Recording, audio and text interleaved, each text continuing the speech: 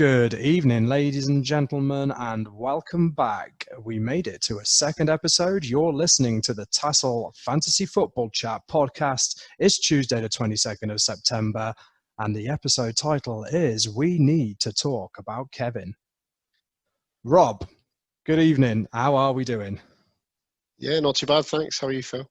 Yeah, I'm all right. Well, I'm a lot better than I was last week, to be honest. You know, yeah, for good reason. Point scored. I've had a decent week. You know, we'll get onto that in a minute, but I wanted to get that straight in there.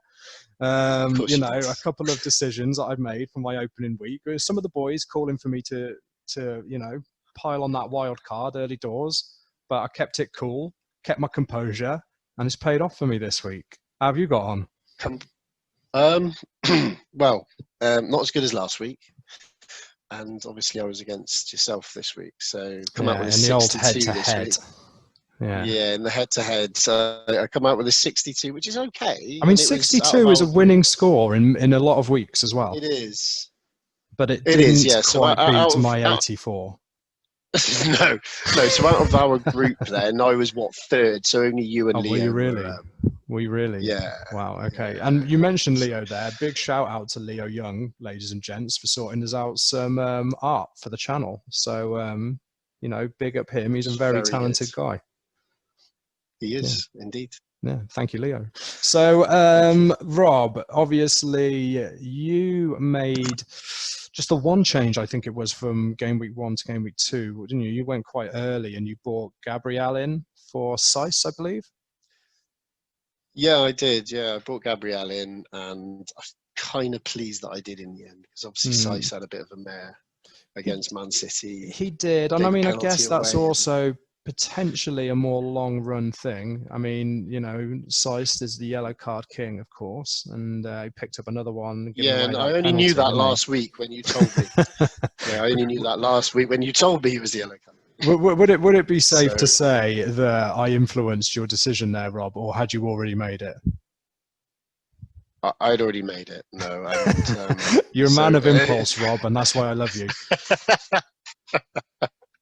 Well, the thing is, even swapping him out, it gave me a swing of 1 point.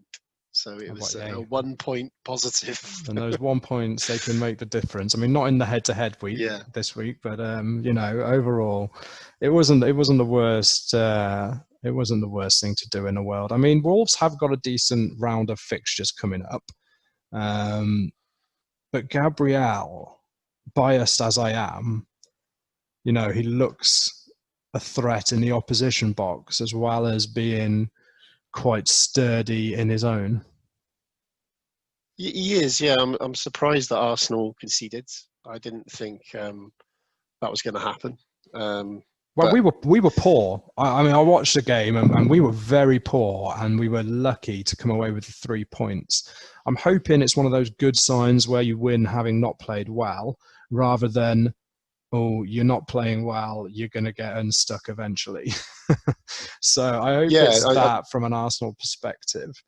I think a lot of people will have captained Aubameyang last week. We both did, and he only picked up the assist. I mean, luckily he picked up that assist, a great assist for Lacazette, who's on a bit of a roll, but no bonus points. And I think potentially with Liverpool away coming up for the Arsenal, we're going to see a lot of people possibly transferring him out.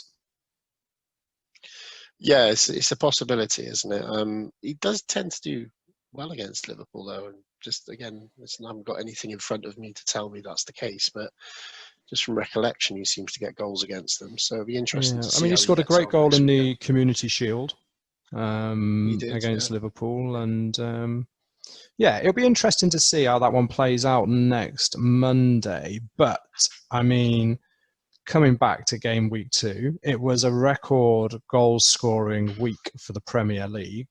So, I mean, we've talked about how disappointed it's been with the fact that the fans actually can't be at the game, but at least all of the games were televised, and there were some absolute rip-snorting results. I mean, they kicked off the weekend with a 5-2 win for Everton against West Brom. I think people are going to be firmly on the Everton bandwagon in the coming game weeks. Yeah, definitely. From the game, they played well, Everton. Calvert-Lewin again popping up with some goals. It was a solid hat trick, wasn't it? It was a really proper striker's hat trick, that was, wasn't it? Yeah, definitely. And I think he benefited a lot from Rodriguez, who just ran the show in the midfield.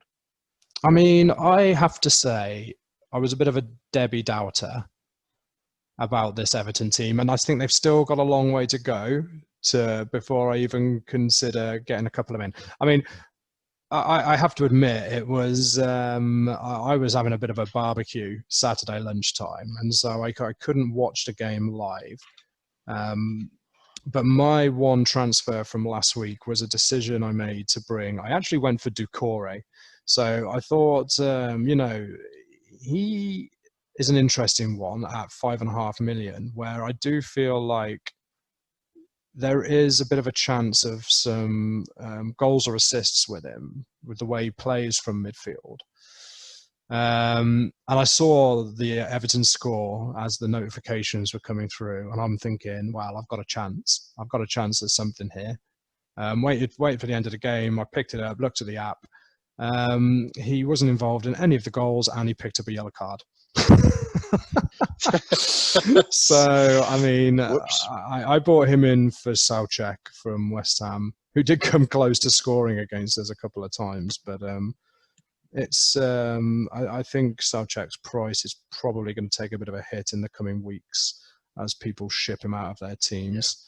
Yeah. So I'm not too unhappy with it. But I mean, like you've kind of touched on, I had a good week. I scored the 84 points, and that was with what was it? 2 players I think scored 0 in my team. I think I had is that McCarthy? I had McCarthy in goal and Lewis at the back for Newcastle, who both scored nothing. I had Saint-Maximin and Doucouré both on 1, and I had Vardy with 2. And so essentially my score was pretty much comprised of the 6 players. And I mean, none more so than, I mean, we're going to have to talk about it. It doesn't bring me particular joy from a football point of view, but there was another 5-2 over the weekend. And yeah, Spurs, what's happened there? I mean, Southampton are capitulating. Their defence was awful, and Spurs took advantage of it. And I mean, flipping Harry Kane and Heung-min Son took advantage of it more specifically.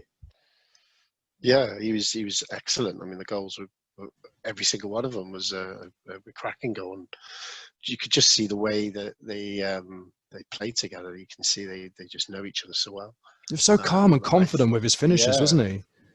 Absolutely, yeah. He's really made up for his first game week in terms of fantasy football. And you think the Southampton at one point were looking like the team that were going to win.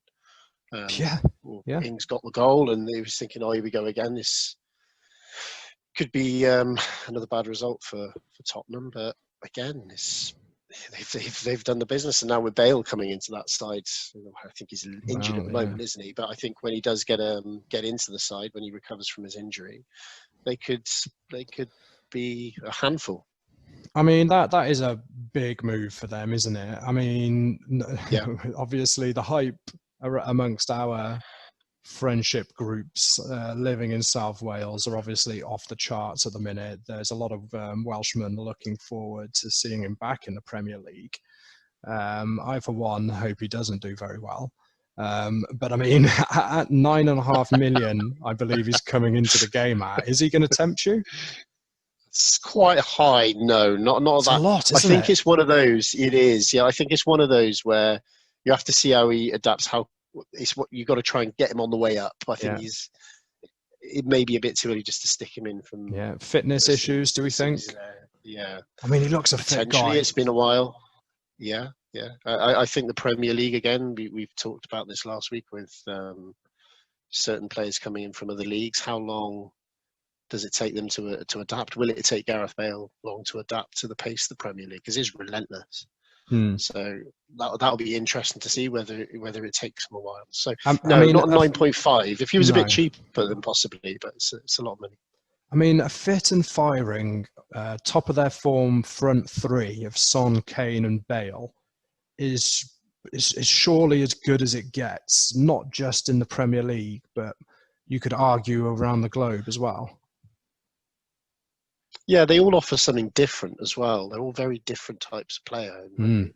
I mean, Bale is he's world class, isn't he? When he's actually on form, I'm surprised that Madrid treated him the way that they treated him, which was, in my view, appalling for what he did for them. Well, I mean, it's clear that Zidane doesn't, rate him or doesn't do what he's asking him to do in the team.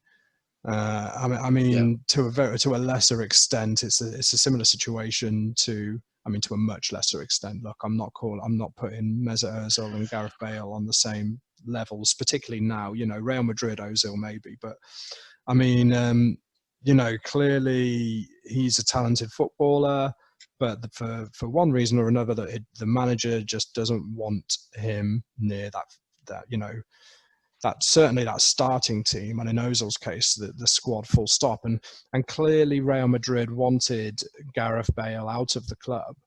But who wants to, if he's very happy, obviously, I mean, it's well publicized. He's very happy to take his 600,000 a week and playing golf 4 or 5 times a week. So, yeah. I kind of say, do you blame him? But at the same time, from the young kid inside me who wants to be a footballer, I'm like, surely you want to play football. You come into the end of your career now. Surely you want to be fit and firing for the likes of the Euros, or if Wales were able to qualify for the next World Cup. He's got the kind of talisman status to be able to maybe do a bit of a Zlatan and carry his team. Yeah, I wonder if he's won most of the things you can win in domestic football. He's won the La Liga, he's won Champions League a few times, he's won the Copa del Rey. So I wonder if maybe that hadn't happened and he was in this situation maybe with another club where his attitude would be slightly different. I don't know. It just seems strange that he was quite content to sit there and take the money and be in quite a contentious situation. It can't be nice being at a club knowing you're not particularly wanted or liked. But he seemed quite sanguine about it. It's an interesting one.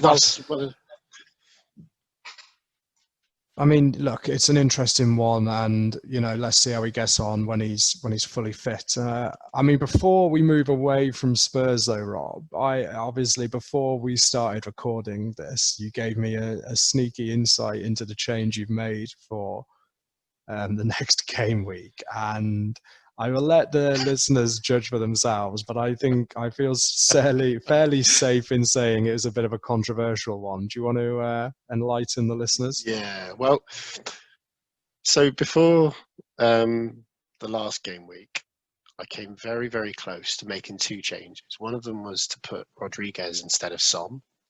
And if I'd have done that, there would have been a 28-point swing the other way. So I'd have been 28 points down on what I had. And I'd have been probably on top of a bridge somewhere ready to go over. I think a few people probably did make that switch and feel like that. But yeah. But I put him in for next week instead of Son, and I'm kind of wondering why now. I don't know whether I was drinking at the time. It's one of those things I just... Did you just black out and then think, I'm possibly... I've confirmed that transfer, have I? I don't know. So I don't know. It was just a random moment. I was just getting carried away with it all. I think about Rodriguez, and very tempted as well with Calvert-Lewin, but I think I mentioned last week's podcast that I always get stung quite badly whenever I put Everton players in my team. So I don't know. Is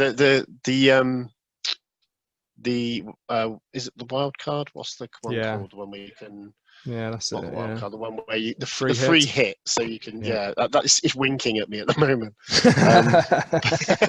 So I don't know. I think But then I got to keep looking at it. The stats have done okay. You know, I've done all right with 62. But there's a couple of things that are troubling me, like the goalkeeper McCarthy is just the Southampton are getting. They haven't had a good start to the season.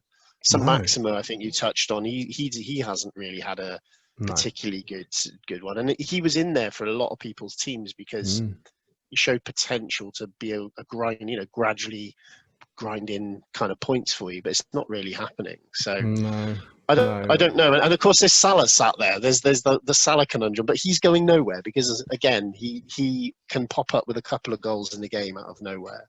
But he missed a big chance. I mean, we'll touch on Liverpool Chelsea a little bit later, but he did have a big chance at the end of that game, which I think there would have been a few F's and blinds at the Salah owners there that he didn't stick that one away. So yeah, I mean, I cannot wait to see how that pans out for you. I think there will be a lot of people scratching their heads at that decision, Rob.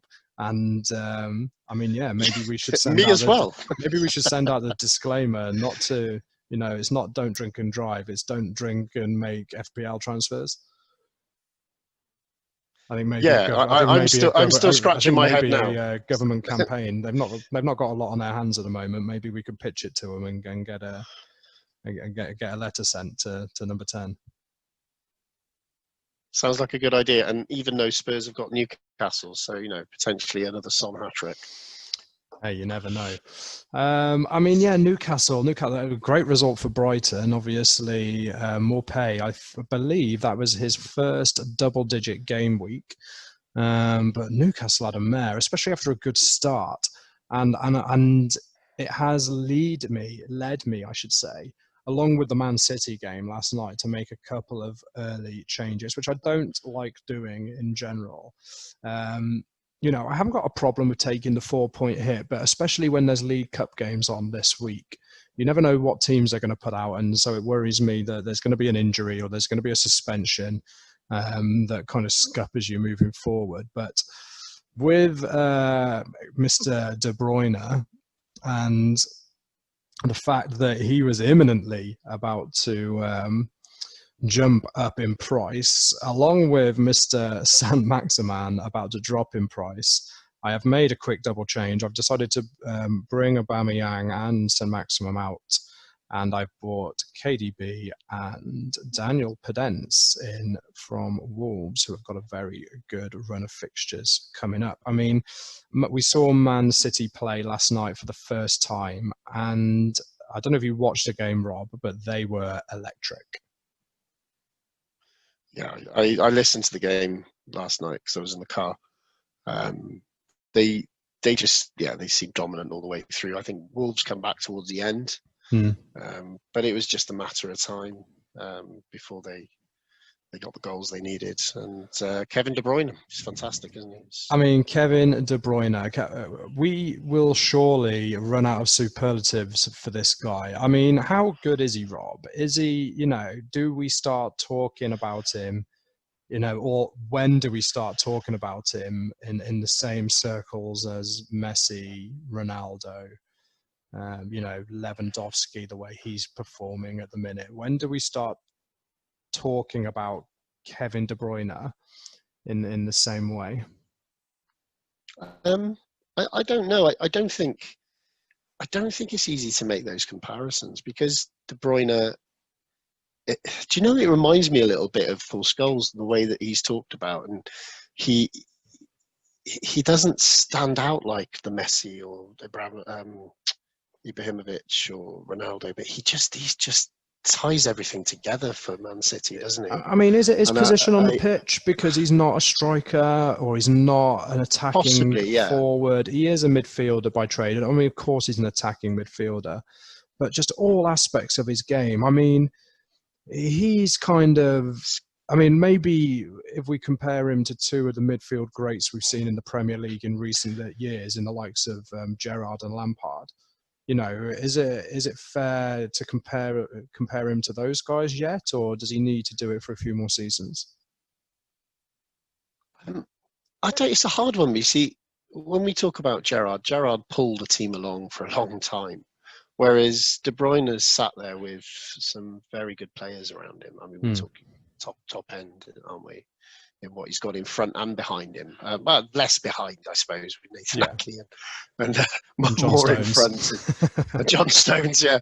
More of the guys that he's in the midfield with and who are up front with him. They are fantastic players, and it's a difficult one. It's always difficult to compare eras in whatever sport, isn't it? And I think De Bruyne's one of them, but he's just fantastic. The influence that he has, and people rave about him, don't they? And like the way they used to rave about Paul Scholes. He was that same, but I think De Bruyne's better. I think he's better than Paul Scholes. Yeah. I do think he's better than Paul Scholes. And I mean, Paul Scholes was playing around a lot of good players then as well. But I mean, obviously Kevin, he won he picked up the Player of the Year award last year, and it looks like he's just taken off in exactly the same vein. You know, it's exciting at the moment because he's just on another level. And, you know, it's exciting for FPL owners at the minute as well because, you know, he's on penalties. He doesn't miss penalties. He's on free kicks. He's on corners.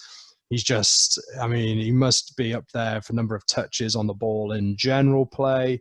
He's scoring goals. He creates some absolutely unbelievable assists. Although I would like to say how we managed to get the assist for that Jesus goal, I will never know. Because I mean, he's tackled the player, and the Wolves players kicked it to Jesus. So I mean, they're even giving him assists for tackles now. That's how good he is. And for me, I'm glad I got him in. The influence he has. The influence. I mean, and for me, like, I'm glad I've got him in at 11.5 million because I think by the end of the season, if he continues like that, he's easily going to be up in the 12s. You know, if I can honestly say now, if he stays fit, that even when I play my wild cards, I can't see him leaving my team. Yeah. No, I've noticed in the last couple of seasons he does pick up the odd niggle. Yeah. An odd injury which can affect him. But, I mean, opposition players are going to target him, aren't they? Yeah. Yeah, I suppose with a team like Manchester City, when they target him, they'll just the other players around him will fill in. You know, that kind of level and that kind of quality. It's I get what you mean about the comparisons with people like Messi, Ronaldo, and Ibrahimovic. I just wonder. It'd be interesting to see if he moved teams. I don't think he ever will, but it'd be interesting to see what it'd be like if he moved to a different club and how. Yeah, well, I mean, he never got the chance. Just thinking of Hazard. Yeah, well, yeah, our tubby little Belgian friend, how that's worked out for him. Well, what about bringing it back to England in particular? What about Phil Foden? He had a great game as well. Got on the score sheet. Great price again in the fantasy league. I think, what is he, 6.5? He's in at. 6.5. Yeah. And I mean, even with having Kevin De Bruyne in there, if he's going to make that position his own this season, which you know, obviously Pep will screw us over at some point in the season, I should say. But I mean, he's that's some value there at 6.5 million, isn't it, in that Man City team? But potentially, yeah, and I think you hit the nail on the head there. It's whether you get pepped for putting him in, and he's. I think you almost have to just accept that that's going to happen with Man City players, though, and you cannot. We're no longer allowed to be surprised about that. You're less likely to get pepped with De Bruyne or Sterling, more likely to get pepped with Foden. And at the moment, I think I mentioned this the other day on the group chat, is you've got a double whammy of you get pepped, you get COVIDed. So you've got potentially, if Pep doesn't get him, COVID will. Yeah, well, I mean, breaking news tonight. I believe West Ham boss David Moyes has confirmed that Issa Diop and Josh Cullen have tested positive for COVID. So, I mean, that's West Ham starting centre half. I assume that all the Arsenal players are going to have to go and get tested now as well, off the back of that result. But yeah, it's a bit worrying for West Ham because they're, like we touched on last week, they've got a horrific run of fixtures, and And yeah, maybe things are going from bad to worst for David Moyes. Yeah, it seems to be a thing with West Ham, doesn't it? I think we said last week that if it can go wrong, it will go wrong for them at some point. Yeah. And this seems to be same again. Oh well, and as far as I'm concerned, long may it continue. Sorry, West Ham fans, not sorry. Okay, next one. We saw another result that just brought warmth and joy to my soul. Man United 1, Crystal Palace 3. What an incredible result! And I'm just glad to have Man United back playing in the Premier League all of a sudden. It seems like there was a lot of hype prior to the season starting about what Man United could do based on the run of form up to the end of last season. And then Crystal Palace, we covered Palace last week, didn't we? We wondered how it would go because Palace had a game against Southampton. They've done all right, and then they can go to Old Trafford and get a result, and that's exactly what they did. We did touch on the fact that they can be a bogey team for Man United, and I mean they looked fitter. They looked like they knew what they were doing. They looked like they had a game plan, and I mean what Ole Gunnar Solskjaer was thinking with his team selection. I mean, Dan James, he shouldn't be thrust into the position that he was thrust into last year. He's clearly bought as a squad player. But then you've got your £50 million right back sitting on the bench against his former club. And who's the man that caused United the most trouble? Wilfried Zaha. Surely if there's anyone that's going to nullify that threat, it's going to be Aaron Wan-Bissaka. And he's sat on the bench. I mean, it brings me round again. I've had chats with our Man United friends about this. Ole Gunnar Solskjaer is not a top performing manager for any Premier League club. If Ole Gunnar Solskjaer became available for whatever reason, let's say he didn't sign that new contract and he kind of quit while he was ahead, is there going to be any club in the Premier League that's going to take him on? I don't think there is. I mean, is there going to be any club in the top leagues in Europe that's going to take him on? I just think he's getting this job off the back of his name at Man United. And I think the players are pulling him through, is my honest opinion. I cannot fathom that people talking about Man United with they need Sancho, they need a centre-half to go next to Maguire. I mean, Maguire and Lindelof had a shocker, both of them. I mean, if Maguire's an £80 million defender, then, Man United can probably put a 60 million bid in for me. Jesus Christ. I mean, he was awful. But for me, the problem with Man United is the manager, and a lot of Man United fans can't see it because they've got the love and adoration for what he did for them as a player. Yeah, it's one of those where they looked the business towards, they said the second half of last season, they had the bounce from Bruno Fernandes, who seemed to be a bit lost in the game. They didn't seem very comfortable with the team as it was, and with the start of the new season, they've lost one game 3-1 to Palace. I'm really shocked. Not really shocked. I'm surprised that they lost in the way that they lost. Yeah, they looked so. They did. Yeah. If anybody was going to be fit and raring to go, it would be Donny van der Beek, who hasn't played since March, and he didn't come onto the pitch until gone an hour. And I mean, what happens? He turns up and scores. So, I mean, again, these decisions that Solskjaer makes are baffling. That being said, VAR, we've got to talk about it. They were significantly helped by the fact they had this handball decision, which for me is up there as one of the most ludicrous decisions we've ever seen in the Premier League. I mean, absolutely hilarious the fact it's happened to Man United. But if that had have happened to Arsenal, I'd have put my foot. Yeah, I know. I'm a bit harsh on Man United today. Apologies to our friend Craig and everybody else. Don't apologise. But if that had have happened to Arsenal, I'd have put my foot through something. Yeah, So I remember watching I'm not putting this in there for any other reason, but the Champions League final last year with Liverpool versus Tottenham, and the penalty that we got off of the Tottenham player. And they talk then about this new handball rule as it comes in. And it just doesn't feel right, does it? It doesn't feel right. I know it was technically handball. They wouldn't have given it otherwise, but it just, I don't know. It's even with It's Man not United, working, is it? I mean, nobody's it's not working. Nobody's enjoying this. Nobody is enjoying. You know, I mean, okay, Crystal Palace probably enjoyed it a little bit, but it'll happen to them later in the season, and they'll be cursing like the rest of them. You know, that it needs fixing. Something needs to be done. Get big Arsene Wenger involved. You know, he's up there, head of FIFA or whatever he is these days. He needs. You know, he needs to get involved and sort this rule out, because it's not good for the game. It's the same as the offsides rule. I mean, last season we were getting instances where it wasn't a leg offside, it was like a foot offside or a heel offside. It was becoming farcical.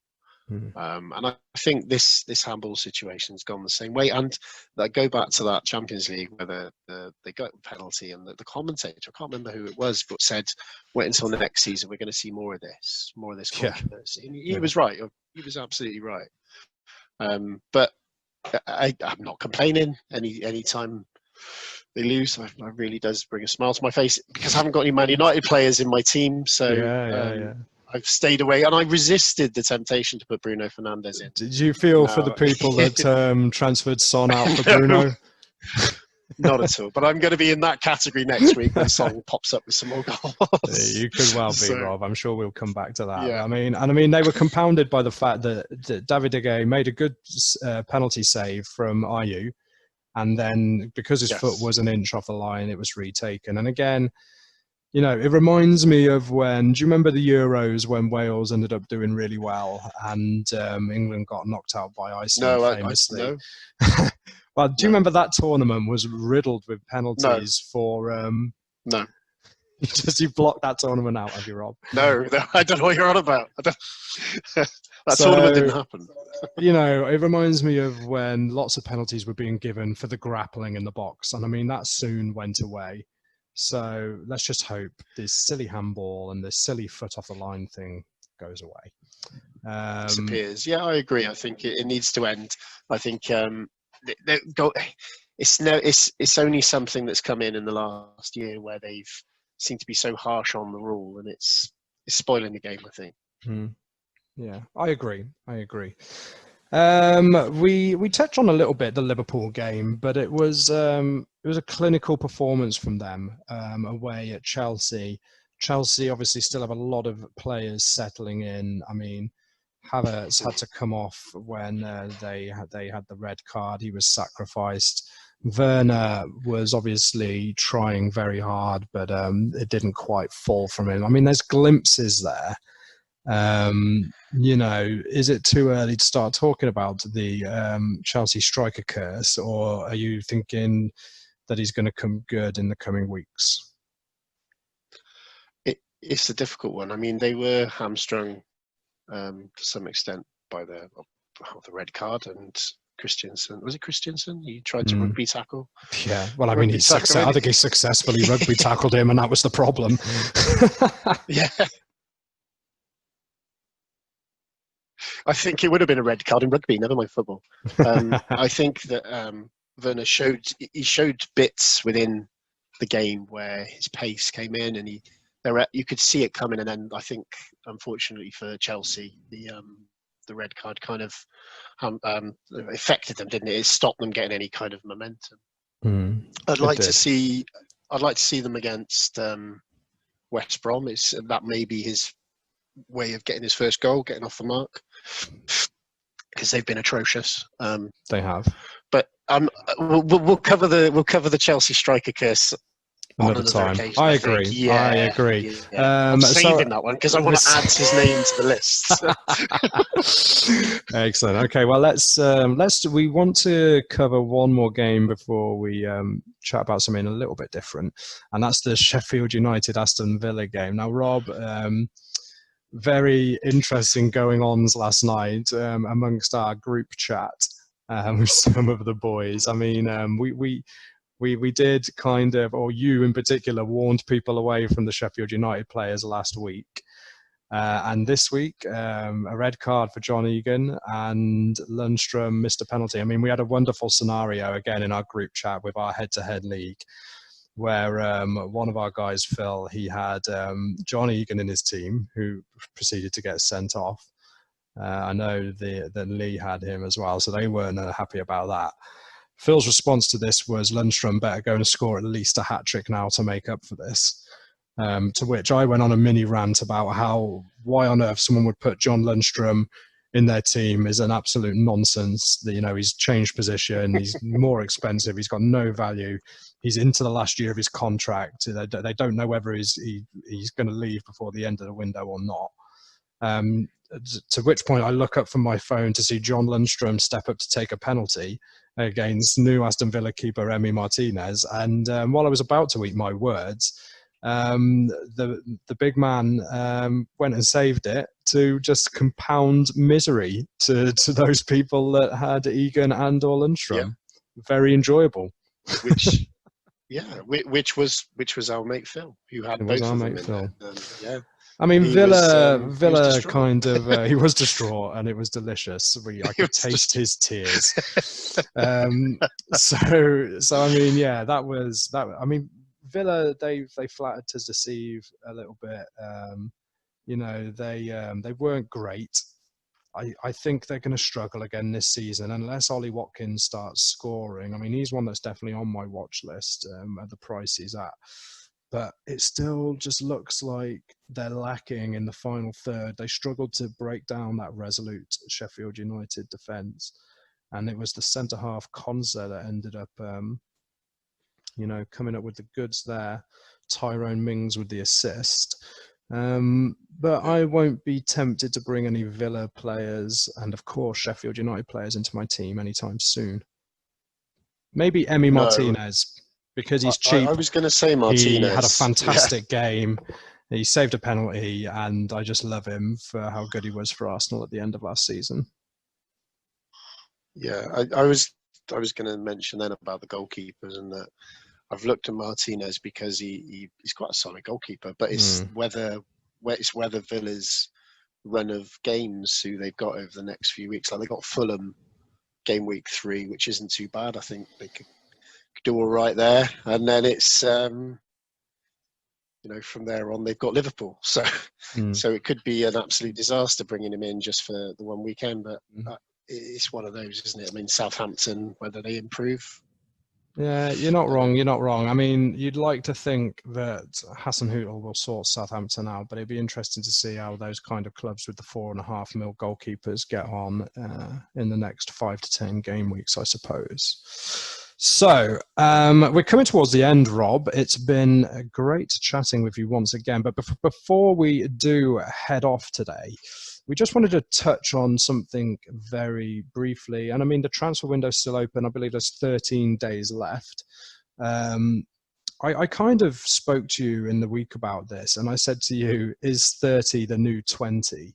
And what I mean by that, there seems to be a lot more signings now of what we would normally call older players, the ones that are coming to or that you would perceive them to be coming towards the end of their career. I mean, the ones in particular from a Premier League point of view, we're talking about Aubameyang, obviously, he is probably going to be Arsenal's biggest piece of business during this summer, re-signing him on as one of the top earners at the club. You've got Gareth Bale, who we've touched on, and obviously your boy Thiago, who's come into Liverpool. A lot of people saying, why are people paying this kind of money for players, towards the end of their career? But, look at Zlatan. Zlatan, he's once again signing a new contract, banging in goals against Shamrock Rovers. You've got, Cristiano Ronaldo, who is an absolute phenom. He's going to go on to play much later. I mean, you and I are both well above the threshold of 30 years old, Rob. But I mean, do you think now there has been a resolute culture and shift in players' mentality and attitude? The fact there's so much more exposure to these guys through social media, through television, and the medical improvements and the yoga. I mean, probably 10 years ago, you know, you might get the odd wacky manager decide to take his team on a pre-season ballet jaunt. But the thoughts of regular yoga, you know, people like Ryan Giggs were really leading the way with that. And look how long he played into, you know, into his years. You know, so what I'm kind of getting around to is are we going to see a shift towards the more 30 plus years old players now and them having a bigger impact in teams? And, you know, the prices for the 20-year-olds. I mean, look at Sancho, and, you know, look at what you'd have to pay for Mbappe if he wanted to move. You know, with the economy and with everything else, are we going to see a shift towards the older player? I think the older player have been discarded too early by a lot of teams. I think that the Arsenal kind of set the tone, didn't they, with not really wanting to sign anyone over 30. And I think it was Arsene Wenger who, I think one of the first ones I remember going, oh, that's a bit of a surprise, was Patrick Vieira. Yeah. Back in 2005, because he was, for all intents and purposes, still, you know, he was still performing at a very high level. In his prime. And he was, yeah. And the more you read about it, that Arsene Wenger didn't like players over a certain age, or he wanted to move them on. And I wonder if that kind of attitude has led to this perception that the players closer to 30 are not any good. They're not worth having. You know, they got Chelsea offering anyone over 30. I think is it a 1-year contract where possible. Yep. I'm not sure if Arsenal do the same thing. Well, I think it's changed slightly. I mean, obviously Arsenal have bought in Willian and David Luiz from Chelsea, but I mean... They have, yeah, which are over 30, which... And when you look back at some of the teams, like, I mean, Henry went back, didn't he? Drogba went back. There's been instances where older players have returned to clubs. Liverpool picked up James Milner on a free, and I think it... And what it's the Moneyball been approach for him as well, let's be honest. He has. He's been brilliant. Yeah, he has. And it's bringing someone into the team, in Milner's case, who's actually won a Premier League. He's won a championship, hasn't he? And they got him for nothing. And I think it's been affected a little bit by the sell-on value. They want players that they can flog. So, of course, the closer they get to 30, the less opportunities they've got to sell them. I mean, with Alcantara... Is it Alcantara or Alcantara? I can't remember. Let's just go with Thiago. Thiago. Yeah, but I was watching the game on the weekend. He came on, and and Andy of our group of mates raves about him. I can see why. I mean, I've never watched him for a full game before until this, and you could see, give him a few games, and he's really going to dictate how the game moves and how Liverpool play. Balls, spraying balls across the pitch, and we talk about FBL. He's only 6.5. I mean, if he starts getting the assists and getting things moving, depending if he plays regularly, he could be really good. But he wasn't expensive, was he? He was 20 million. He was a small amount compared to a lot of other players. More touches in the one half that he played than any Chelsea player for the whole game. Yeah, which says something really of how confidence he brings from the other players. They want to give him the ball. The other thing is, like, well, Bale's come back to Tottenham, but I think one of the only reasons they've managed to get him is that the Spanish football financially is in dire straits. Yeah. And Madrid were desperate to jettison players. You think of James Rodriguez has gone to Everton.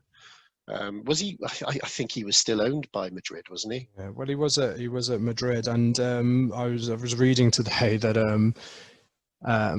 his former club in I want to say Argentina. It could have been Colombia. I'm sorry for getting that wrong. Anyone that listens, but I think Banfield, his old club, they didn't actually receive a sell-on fee because Real Madrid let him go for nothing. And I know that he has actually made a donation to his former club off the back of that. So not only a quality footballer with lovely teeth, but also a generous guy as well, and great hair. But the thing is, with the players we've mentioned, the clubs have gone for them, but there's usually a bit of they wouldn't have paid out huge amounts of money for them because it's this sell-on value. I don't think Bale will make the the transfer this season. Though I think they'll get him for 2 years, possibly until his contract's out. I don't know how long he's got left on his contract, but I think you're right. They're happy to have those players, but they don't want to pay huge amounts of money for them. In comparison, like Liverpool signing Jota for 45 million, which was totally left field from my perspective. I didn't. That's a see huge that fee, coming isn't from it? anywhere. It's a huge fee, and you think, well, they've paid that because of his age. Now, compare that to Thiago. Well, that's a bit of a strange one. And when you last think year of his Werner was only contract, though, Thiago, I suppose, last year of his contract, he wanted to leave. I think he had a very amicable relationship with Bayern Munich, which allowed that move to happen. And from what I was reading, it surprised me, but Diogo Jota, his statistics are very similar to Sadio Mane's when he left Southampton. So it'd be an interesting one to watch for Liverpool fans. Yeah. Okay, so yeah, I mean, if there are two things to take away from this, it is we have definitely decided that 30 is the new 20, and also Rob thought it was a good idea to sub out Heung-min Son off the back of scoring 4 goals. So keep an eye out for those, ladies and gents. We've come to the end. Thanks for listening, if indeed you still are. Don't forget to like and subscribe to the channel over on YouTube. It's the TASL Fantasy Football Chat. You can follow myself on Twitter at PJR Hawkins. Rob, you on Twitter yet? No, I'm going to be though. We're going to bully Rob to getting onto Twitter, guys, so you can harass him about his fantasy football decisions. But other than that, thanks for listening, and we'll see you again same time next week. Rob, sound good to you? Yep, speak to you next week. Nice one, mate. Take it easy.